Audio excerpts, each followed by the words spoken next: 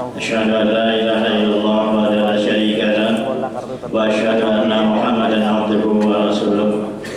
Jemaah salat subuh, Bapak Ibu saudara sekalian, kaum muslimin rahimani wa rahimakumullah jami'an. Senantiasa lagi dan lagi kita bersyukur kepada Allah. Allah telah memudahkan kita sehingga kita sama-sama duduk kembali dalam suasana yang mulia, di tempat yang mulia, yakni di rumah Allah, dalam suasana majelis ilmu, dan juga kita berada pada hari-hari yang terbaik, yakni 10 hari pertama di bulan Zulhijjah, yang sering dijelaskan oleh guru-guru kita bahwa amal soleh apapun yang kita ucapkan, ianya akan menjadi amal yang terbaik, yang lebih utama daripada orang yang berjihad di jalan Allah. Dan juga amal yang biasa di 10 hari pertama di bulan Zulhijjah ini bisa melebihi amal yang utama di luar daripada bulan Zulhijjah. Nah, ini karena keutamaan yang disebutkan oleh Rasulullah SAW di 10 hari pertama di bulan Zulhijjah, dan juga kita berada pada bulan-bulan yang utama juga, yakni pada bulan-bulan haram, di mana ibadah atau kebaikan yang kita lakukan ini akan bernilai berlipat ganda di sisi Allah Subhanahu wa taala. Dan ini yang dijelaskan oleh Abdullah bin Abbas ketika menafsirkan ayat fala tazlimu fihinna anfusakum, maka jangan kalian berbuat kezaliman di dalamnya. Kata beliau, kebaikan yang dilakukan di bulan-bulan haram ianya akan dilipat gandakan oleh Allah, dan dosa yang dilakukan pada bulan-bulan haram juga akan dilipat gandakan dosanya oleh Allah Subhanahu wa taala. Nah, ini menandakan bahwa kita pada hari ini berada pada momen-momen yang utama, momen-momen yang terbaik yang dijelaskan oleh Rasulullah Shallallahu Alaihi Wasallam kepada kita. Maka sangat rugilah kalau kita melalaikan momen-momen terbaik ini, atau juga kita mengabaikannya, yang nanti akan menjadi penyesalan nanti di alam kubur. Kenapa saya tidak melakukan amal ini? Kenapa saya tidak melakukan amal itu? Maka ini kesempatan bagi kita untuk senantiasa beramal soleh di dalamnya. Kenapa ianya menjadi momen-momen yang terbaik? Apa yang dijelaskan oleh para ulama, bahwa di sana terkumpul amalan-amalan yang utama, yakni adanya pelaksanaan ibadah haji, yakni pada tanggal 8 Zulhijjah itu. Jadi dimulai tanggal 8 Zulhijjah ini para hujjah, para jamaah haji itu mereka bersiap-siap untuk melakukan ibadah haji. Meskipun sesuatu yang melelahkan karena terpengaruh guring, banyak berjalan, karena ibadah haji ini banyak berjalan, keuyuhan, akan tetapi ada kepuasan batin di dalam hati, ada tersungging tersisih daripada senyum di bibir, meskipun awak uyuh tapi hati rasa puasnya. Nah, ini luar biasa juga ibadah haji ini. Kemudian juga adanya puasa pada hari Arafah yang menghapuskan dosa setahun yang lalu dan setahun yang akan datang. Adanya pelaksanaan Idul Adha, adanya ibadah kurban. Nah, ini diantara amalan-amalan terbaik yang ada di 10 hari pertama di bulan Zulhijjah. Sehingga apa yang disebutkan di dalam surah Al-Baqarah ayat 200 sampai 202, Allah mengajarkan fa idza qadaitum manasikakum fazkurullaha kadzikrikum aba'akum aw asyadda dzikra. Apabila kalian telah selesai melaksanakan ibadah haji kalian atau manasik haji kalian, maka banyak-banyaklah ingat kepada Allah Subhanahu wa taala. Dan ini kunci daripada segala ibadah. Ibadah apapun yang kita lakukan, ketika beribadah atau ketika selesai juga melaksanakan ibadah, maka banyak-banyak mengingat Allah Subhanahu wa taala.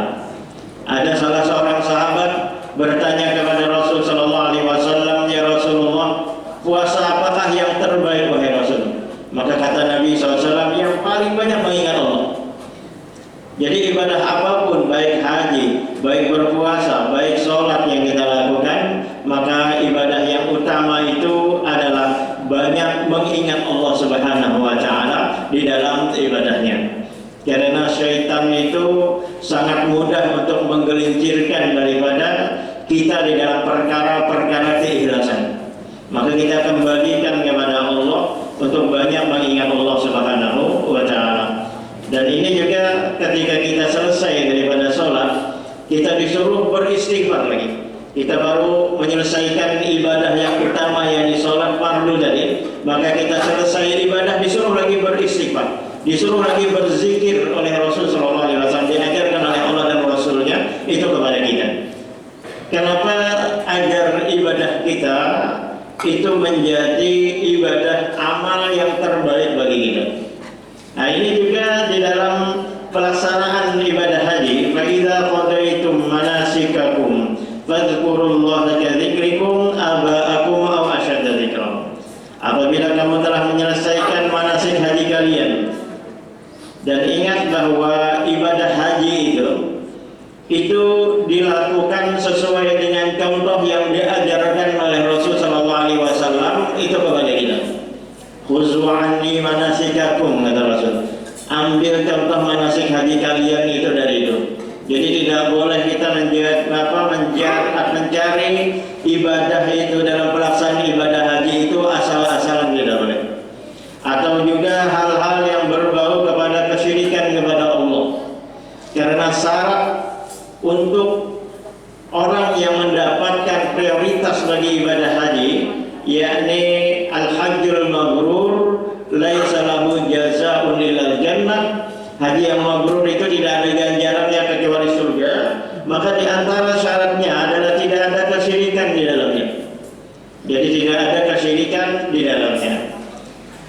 Makanya terkadang orang salah mencari ngalap berkah, mungkin bahasanya seperti itu, mencari keberkahan. Silahkan mencari keberkahan, akan tetapi sesuai dengan contoh yang diajarkan oleh Allah dan Rasulnya itu kepada kita. Jadi silahkan, misalnya ketika kita berada di Masjidil Haram misalnya, kita banyak-banyak beribadah di sana. Karena ibadah kita akan bernilai 100.000 kali di luar daripada atau di tempat kita ini. Maka ngalap berkahnya di situ. Banyak-banyak sholat sunnah sana. Atau kita tawaf sunnah kalau memang bisa. Atau kita mengerjakan hal-hal yang memang dianjurkan atau diajarkan di dalam sunnah, silakan. Akan tetapi ketika mencari ngalap berkah di luar daripada aturan-aturan yang diajarkan Rasul Shallallahu Alaihi Wasallam, maka ini dikhawatirkan akan terjadi penyimpangan dan akan haji kita ini akan mengurangi nilai daripada ibadah haji kita. Makanya syarat tadi tidak ada kesyirikan di dalamnya. Ada juga jamaah haji itu kalau masuk Masjidil Haram itu mencari kihanggirnya, mengaguti kihanggir yang dia terletak di antara dua tiang itu. Nah, ini perkara-perkara yang tidak diajarkan oleh Rasulullah SAW kepada kita. Atau kita meminum air jam-jam misalnya, maka kita berdoa, diajarkan Rasulullah SAW, ma'u jam-jam masyribalahu. Jam-jam itu tergantung kepada orang yang meminumnya, maka banyak berdoa. Nah, itu kalau berkah yang dibenarkan. Akan tetapi ketika mencari hal-hal yang di luar daripada aturan syariat, maka ini sesuatu yang tidak diajarkan, bahkan akan berbau kepada perkara-perkara kesyirikan.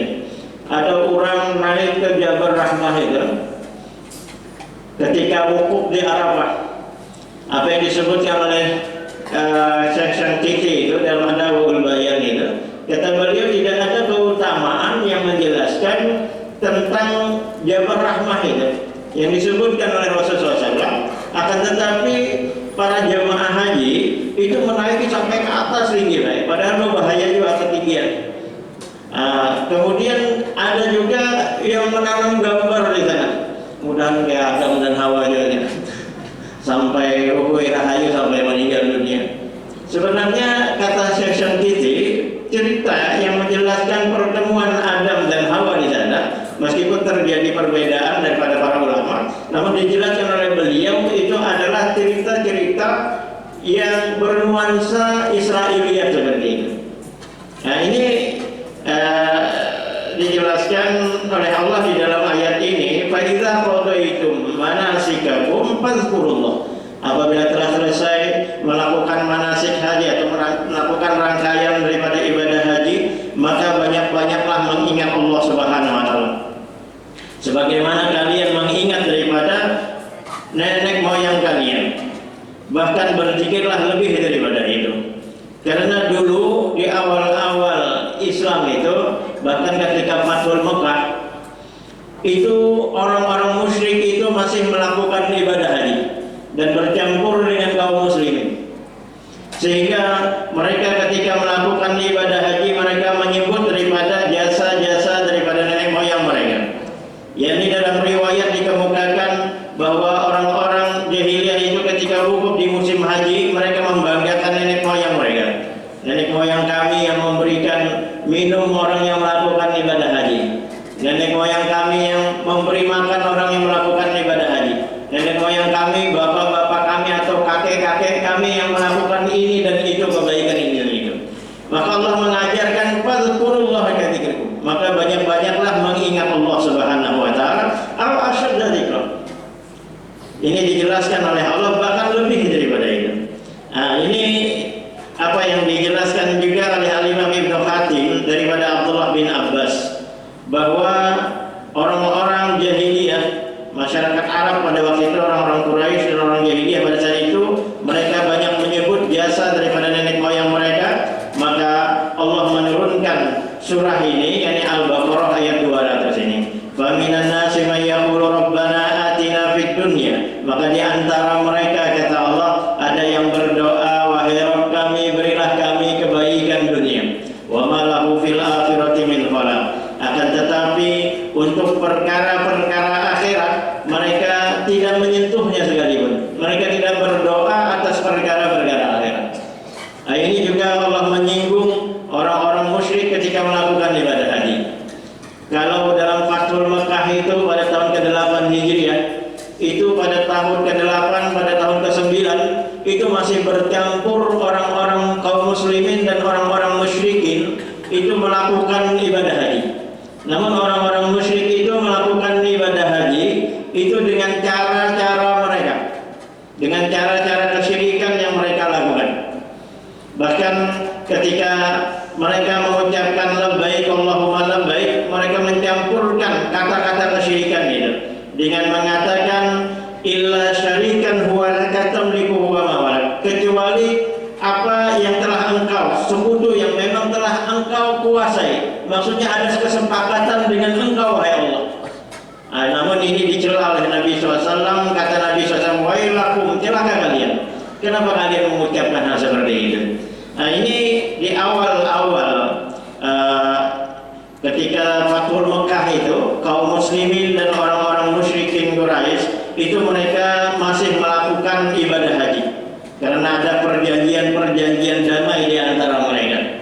Sehingga Allah menyinggung mereka minta kebaikan-kebaikan dunia. Dan ini disebutkan oleh Al-Imam Ibnu Jarir At-Tabari bersumber daripada Mujahid, murid daripada Abdullah bin Abbas, bahwa dalam sebuah riwayat ada suku-suku bangsa Arab sesampainya ke tempat wukuf mereka berdoa, ya Allah, semoga Allah menjadikan tahun ini banyak hujannya, tahun yang makmur, membawa kemajuan dan kebaikan. Namun mereka tidak menyebutkan atau menyentuh tentang perkara-perkara akhirat. Mereka tidak berdoa minta kebaikan akhirat untuk diri mereka. Kenapa mereka tidak berdoa atas perkara-perkara akhirat? Karena orang-orang musyrik itu mereka tidak mempercayai adanya hari akhir. Jadi mereka tidak mempercayai adanya hari akhirat. Mereka tidak mempercayai adab kubur. Mereka tidak mempercayai perkara-perkara mizan, sirat dan lain sebagainya. Sehingga pernah ada tokoh-tokoh musyrikin Quraisy itu datang kepada Rasul Shallallahu Alaihi Wasallam dengan menghambur-hamburkan belang-belang. Al-As bin Wail itu datang kepada Rasulullah SAW dengan mematahkan tulang belulang manusia itu. Dia mengatakan, wahai Muhammad, apakah Allah akan menghidupkan tulang belulang yang seperti seperti ini. Maka dijelaskan dalam surah Yasin itu, qul yuhyihal ladzi ansha'aha awwala marrah. Allah akan menghidupkan, itu perkara yang mudah, sebagaimana Allah menciptakan di awalnya. Dan Allah Maha mengetahui. Nah, ini dijelaskan mereka tidak mempercayai perkara-perkara akhirat. Ada lagi tokoh musyrikin Quraisy juga dijelaskan mereka itu menghamburkan tulang belulang kepada Rasulullah SAW. Ubay bin Khalaf itu mereka menghamburkan tulang di hadapan Rasulullah SAW. Apakah Allah akan menghidupkan ini? Maka dijelaskan oleh Rasulullah SAW, Allah akan menghidupkannya dan Allah akan membangkitkannya nanti, dan Allah akan memasukkan kamu ke dalam neraka, kata Rasulullah. Nah, ini juga ponis daripada orang-orang musyrikin Quraisy, ini tokoh-tokoh musyrikin Quraisy. Di antaranya Ubay bin Khalaf yang diriwayatkan oleh ia itu adalah orang yang kaya raya, akan tetapi sangat permusuhannya kepada kaum muslimin. Dan ini waktu hidup sudah divonis masuk neraka. Sama seperti Abu Lahab itu. Abu Lahab itu divonis oleh Allah masuk ke dalam neraka. Sehingga dalam riwayat tidak ada Abu Lahab itu setelah turun ayat itu, surah Al-Lahab itu, Abu Lahab itu masuk Islam, tidak ada. Memang Allah kunci daripada hatinya. Nah, ini dijelaskan bahwa mereka itu berdoa, namun mereka berdoa meminta kebaikan-kebaikan dunia, dan mereka tidak menyentuh sedikit pun perkara-perkara akhirat. Dan ini dijelaskan mereka berdoa itu ketika wukuf di Arafah. Jadi ketika wukuf di Arafah. Padahal wukuf di Arafah itu adalah momen-momen yang sangat utama, momen-momen yang sangat dinantikan oleh kaum muslimin. Bahkan kata Rasulullah SAW, Al-Hajjul Arafah, haji itu di Arafah, yang merupakan rukun daripada rukun-rukun haji. Mengenai Arafah, ini dijelaskan, yang sebentar lagi kita akan bertemu juga dengannya pada hari Arafah. Meskipun kita berada di tempat kita ini, bagi orang yang haji itu ada dua keutamaan. Ketika dia berada di Arafah, yakni ketika keutamaan tempat dan keutamaan hari. Jadi keutamaan tempat dia berada di padang Arafah, keutamaan hari dia berada pada hari Arafah tanggal 9 Dzulhijjah.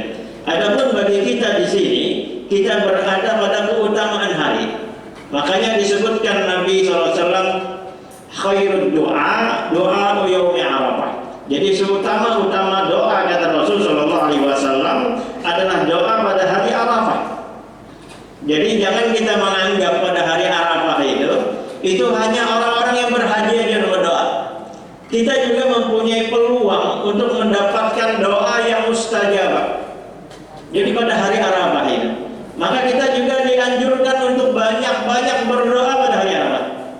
Karena kita mempunyai keutamaan hari.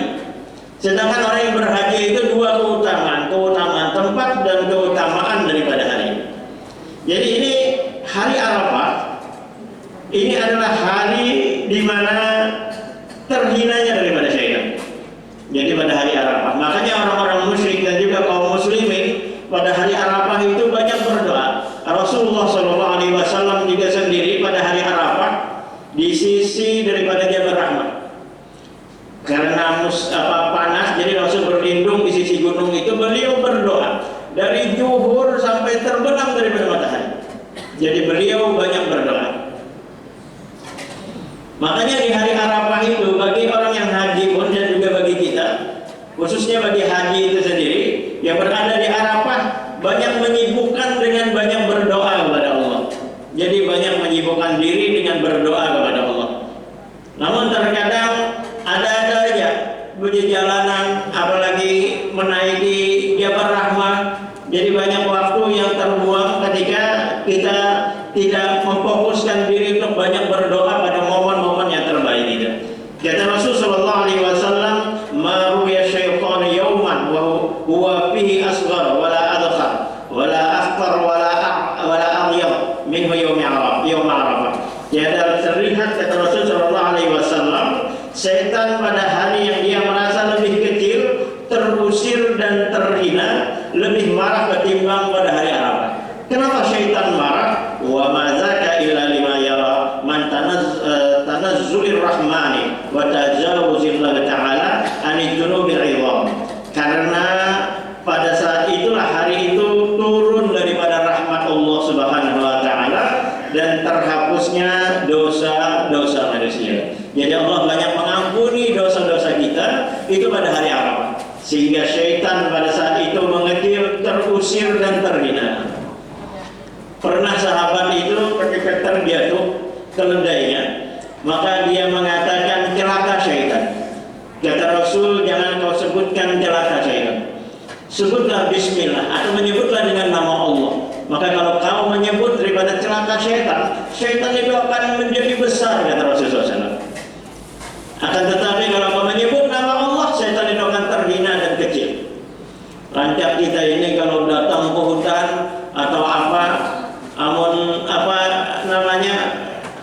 ilmu agamanya kurang juga, datu ulun 4 lewat aja, mengiau datu mengianu, maka syaitan itu akan menjadi besar. Dia akan menyombongkan dirinya. Maka ketika kita masuk ke tempat itu, maka mintalah perlindungan kepada Allah daripada syaitan. Nah, ini dijelaskan di hari Arafah itu turun rahmat Allah Subhanahu wa taala. Kemudian yang terpenting pula di hari Arafah, Allah membebaskan daripada api neraka. Maka bebaskan diri kita. Makanya doa yang terbaik yang diajarkan oleh Rasulullah SAW, la ilaha illallah wa la syarika lah, lahul mulku wa lahul hamdu wa huwa ala kulli syai'in qadir. Itu doa yang aku baca dan dibaca oleh nabi-nabi pada hari Arafah, kata Rasulullah SAW. Jadi itu adalah doa yang terbaik. Kalau pada bulan Ramadan itu ketika di 10 hari yang akhir daripada bulan-bulan Ramadan, itu kita diajarkan oleh Rasul berdoa sebagaimana Ibunda Aisyah menyatakan, ya Rasulullah, kalau saya bertemu dengan malam Al-Qadar, apa yang harus saya baca? Ma'afuni. Maka kata Nabi SAW, ya Aisyah, bacalah Allahumma innaka afuwun tuhibbul afwa fa'fu anni. Ya Allah, Engkau Maha Pengampun, mencintai orang yang minta ampun, maka ampunilah aku. Maka ketahuilah bahwasanya itu doa yang terbaik diucapkan di 10 malam yang akhir daripada malam-malam bulan Ramadan. Maka doa yang terbaik yang diajarkan Rasul pada hari Arafah juga adalah la ilaha illallah wa la syarika lah, lahul mulku wa lahul hamdu wa huwa ala kulli syai'in qadir. Karena inilah yang disebutkan Allah banyak membebaskan hambanya daripada api neraka pada hari Arafah. Min yaumin akhara min ayyuhtiqallahu fihi 'abdun minan nar min yaumi Arafah. Ada hari di mana Allah banyak membebaskan hambanya daripada api neraka lebih banyak daripada hari Arafah. Maka kita banyak berdoa pada hari Arafah. Dan ini dijelaskan, dan juga di antara yang disunnahkan Rasul pada hari Arafah adalah kita berpuasa. Siyamu yaumil Arafah ahtasibu 'ala Allah. Aku berharap kepada Allah kata Nabi SAW akan menghapuskan dosa puasa pada puasa hari Arafah, yakni setahun yang telah lalu dan setahun yang akan datang. Nah, ini juga kita disunnahkan pada hari Arafah itu berpuasa. Meskipun hukumnya sunnah, akan tetapi kita akan merasa ketinggalan dalam perkara-perkara kebaikan. Nah, ini dijelaskan oleh Allah bahwa orang-orang musyrikin Quraisy itu berdoa minta kebaikan dunia pada hari Arafah. Adapun kaum muslimin diajarkan, wa minhum may yaqulu rabbana atina fid dunya hasanah wa fil akhirati hasanah wa qina azabannar. Di antara mereka kata Allah ada yang berdoa, wahai Rabb kami, berilah kami kebaikan dunia dan kebaikan akhirat, dan jauhkanlah kami daripada api neraka. Jadi ini diajarkan minta kebaikan dunia dan minta kebaikan daripada akhirat. Ketika Rasulullah SAW diajari sesuatu oleh Allah Subhanahu wa taala, beliau banyak menyebut sesuatu itu. Makanya kata Anas bin Malik, karena aktsar du'ain Nabi sallallahu alaihi wasallam, Allahumma rabbana atina fid dunya hasanah wa fil akhirati hasanah wa qina azabannar. Ujar orang itu doa sapu jagat, jadi meliputi kebaikan dunia dan kebaikan daripada akhirat. Jadi ini Bapak Ibu saudara sekalian, apa yang ulun sampaikan di antara penjelasan daripada tafsir surah Al-Baqarah ayat 200 sampai 201 dan 202. Mudah-mudahan Allah Subhanahu wa taala menambahkan kebaikan kepada kita bersama, dan momen-momen terbaik yang sebentar lagi yang akan kita bertemu dengannya pada hari Arafah, maka kita berusaha untuk berpuasa dan melakukan kebaikan, dan juga momen terbaik yang kita berada pada saat ini adalah pada hari-hari terbaik di 10 hari pertama di bulan Dzulhijjah. Apapun kebaikan yang kita lakukan yang biasa pun ini akan menjadi terbaik. Makanya kata Rasul, faksiru fihinna tasbih, takbir wa tahlil. Maka perbanyak di dalamnya mengucapkan subhanallah, Allahu akbar, mengucapkan la ilaha illallah. Amalan yang mungkin biasa itu akan menjadi luar biasa di sisi Allah Subhanahu wa taala, dan ini adalah momen yang terbaik yang tidak boleh kita lewatkan begitu saja. Subhanallahumma wa bihamdika, asyhadu an la ilaha illa anta, astaghfiruka wa atubu ilaik.